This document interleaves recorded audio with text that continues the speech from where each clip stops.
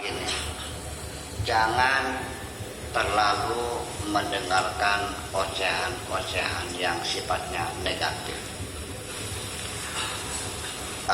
Enggak usah dilayani, tetapi lebih baik dibuktikan saja dengan perbuatanmu. Dan jangan sampai Anda larut sehingga nanti terlibat menjadi sumber berita yang negatif itu. Kan begitu.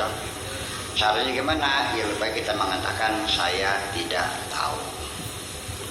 Nah, itu yang terjadi. Jadi memang bukan itu saja. Malah ada orang-orang yang melarang istrinya ngaji sama saya. Alasannya ngaji sama Buya Sakur tuh istri kita diizinkan ngaji Buya Sakur tahun melawan mangsa burungnya. Ini laki. Na'udzubillah min dzalik. Silakan tanya kepada ibu-ibu yang ngaji malah hari Kamis pagi itu, apakah pernah saya mengajar ibu-ibu itu melawan suami? Silakan cek di lapangan, kan begitu. Sehingga ini tidak menjadi gosip. Jadi nggak usah dijawab, silakan cek saja. Kalau dia tidak mau ngecek, berarti ini bukan orang yang pengen tahu, bukan. Tapi orang yang menuduh. Kalau orang pengen tahu jawabannya silakan cek di lapangan, kan begitu. Tapi kalau orang menuduh, ya saya tidak perlu menjawab. Oke. Ya kan begitu. Dan saya hanya bisa mengatakan ucapan terima kasih. Dibacakan. Nah, sehubungan dengan saya, mungkin ini ditarik-tarik sendiri, premis-premisnya disusun, lalu konklusinya dibuat sendiri. Karena saya selalu mengajarkan perempuan jangan bergantung pada pemberian suami. Karena jodohmu tidak selamanya. Dan selama ini orang laki-laki itu dengan mudahnya menceraikan istrinya tanpa alasan. Nasibmu seperti telur di atas tanduk. Ya kan gitu. Jadi kamu harus punya keterampilan, kalian bisa mengais rezeki sendiri. Menurut bapak-bapak, nasihat saya begitu tuh salah nggak sih? Kalau salah bilang dong. Ya kan begitu. Buktinya di lapangan kok diceraikan, dia punya kalian, anaknya 4, cangkem mangap kafe, akhirnya untuk cari makan terpaksa dia melacurkan dirinya ke Jakarta. Dan saya tidak membenci pelacur itu, dia juga ingin hidup kok. Mana ada perempuan yang bercita-cita ingin melacur karena terpaksa aja. Nah, penderitaan itu maksud saya. Lalu kesimpulannya bahwa perempuan kalau pintar usaha itu selalu melawan sama suami. Saya bilang, istri yang melawan mah nggak ada hubungannya dengan pintar usaha, itu kembali pada watak dasar. Kalau dasarnya melawan kok, betul nggak? Kalau dia ingin cari bukti, silakan dibuktikan kan gitu. Kalau dia disuruh cek nggak mau ngecek, ya berarti itu menuduh saya. Kalau menuduh, saya tidak perlu membantah. Ya kan begitu. Saya terima tuduhan itu, oke. Mudah-mudahan semoga Allah mengampuni Anda. Dan saya tidak akan dicampur persen. Nah, seperti itu. Kemudian juga seperti tadi juga ada tuduhan ngaji Buya Sakur, malas semuanya. Begitu. Nah, menurut bapak-bapak yang hadir ini, saya ini orang malas bukan? Dari mana saya mengenai orang malas? Saya tidak malas kok. Saya kemarin baru malam Sabtu, malam Jumat, malam Sabtu, malam Minggu, malam Senin 4 malam sampai tidur. Mau dibilang malas saya? Ini yang saya bisa mata. Apa saya malas enggak? Sama aman kita masak kuasa aman cara mau baca. Lalu kesan agama dari mana? Nah itu adalah bukan kesalahan saya, karena umat Islam sendiri menolak ajaran pasrah itu. menolak ajaran tawakal. Karena tawakal itu artinya sama dengan nihilisme atau fatalisme. Jadi kita terus melawan Allah sampai semenangnya, insya Allah. Itu maksudnya. Padahal tawakal yang saya tawarkan itu adalah menghindari al-ya'as, putus asa. Ya kan begitu. Orang yang tawakal itu tidak akan pernah berputus asa. Karena kita ini bekerja, apapun yang kita kerjakan, Allah tidak akan membayar kita kalau berhasil. Kalau gagal tidak bayar, Allah itu membayar kita berhasil atau tidak berhasil. Karena yang dibayar adalah kerja kita. Lalu gimana malasnya? Itu persepsi awal sebelum saya datang ke Indonesia pun persepsi itu sudah ada. Bahwa ajaran tawakal itu mengajak orang menjadi fatalisme, artinya tidak mau bekerja apapun, nunggu pemberian Allah saja kan begitu. Jadi itu bukan persepsi karena saya ngaji, tapi pikiran itu sudah ada sejak dulu di sini, gitu aja. Jadi dijawab nggak usah. Jadi yang paling baik pura-pura nggak tahu aja. Kan gitu. Ya saya kira seperti itu. Dan ini bukan saja. Di beberapa negara Islam juga ada yang kena sempitnya pemahaman bahwa ketika berserah diri itu artinya sama dengan kita tidak terdorong untuk bekerja keras. Artinya saji payah di Gusti Allah kan gitu.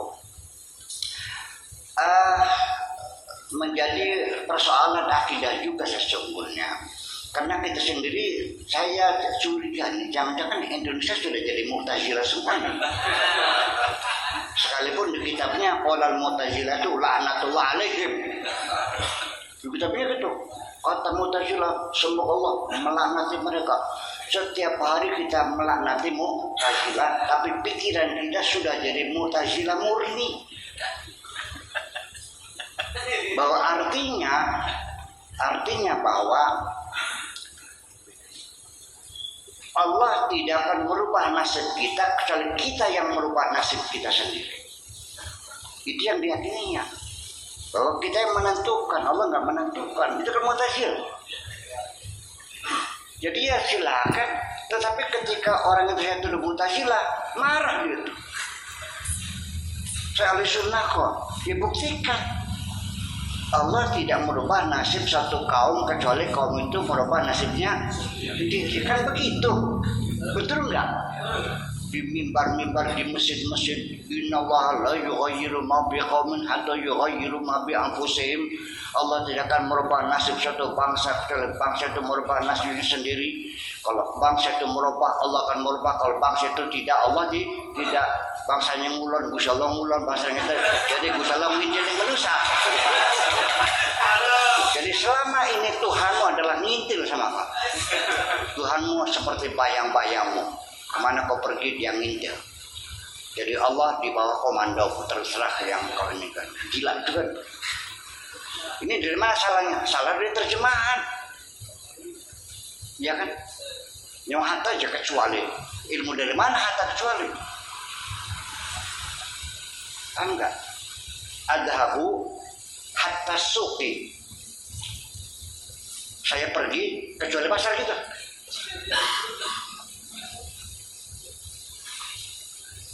Gitu. Aku lusa maka hatta rasi. Aku makan kecuali kepalanya gitu. Artinya sampai kepalanya dimakan. Ini, nah itulah. Jadi artinya bahwa bukan salah siapa-siapa. Kesalahan ini datangnya dari mana? Dari kita kurang rajin belajar masalah. Iya. Karena memang sulit materinya. Hatta itu maknanya banyak sekali. Lebih dari 80 makna hatta. Di Mesir ada seorang mengikuti program doktor, disertasinya mafahim hatta. Konsep-konsep hatta, makna hatta. Sampai gelar doktor, sampai dia terkenalnya doktor hatta. Saking rumitnya makna hatta itu. Jadi saya juga nggak menuntut orang benar, ya sudahlah. Bagi saya mah orang mau benar, orang mau salah, nggak ada urusan. Yang penting yang saya sampaikan ada standar kebenarannya. Kita kan gitu, ada standarnya keilmuan yang bisa diterima. Kemudian saya lanjutkan bagi saya lagi, bahwa selama ini orang tidak merasa bersalah ketika dia meyakini Allah tergantung kita. Betul? Oh, itu tergantung kita. Yaitu keyakinan Mu'tazilah bahwa begini, Mu'tazilah itu ketika membuat manusia dengan kelengkapannya, panca inderanya, mata, kuping, telinga, mulut, tangan, kaki dan segalanya, otak, pikiran, hati lengkap, itu setelah itu Allah lepas tangan. Silakan engkau memilih sendiri, engkau bekerja sendiri. Allah ngasih perintah dan larangan, tinggal Allah nonton. Kalau kamu berbuat baik, nih pahalanya. Kalau kamu berbuat jahat, nih misalnya. Itu kata Mu'tazilah, demi keadilan manusia harus diberikan kebebasan untuk memilih. Kalau nasib manusia sudah ditentukan semuanya, maka perintah dan larangan itu menjadi tidak adil. Ini Mu'tazilah.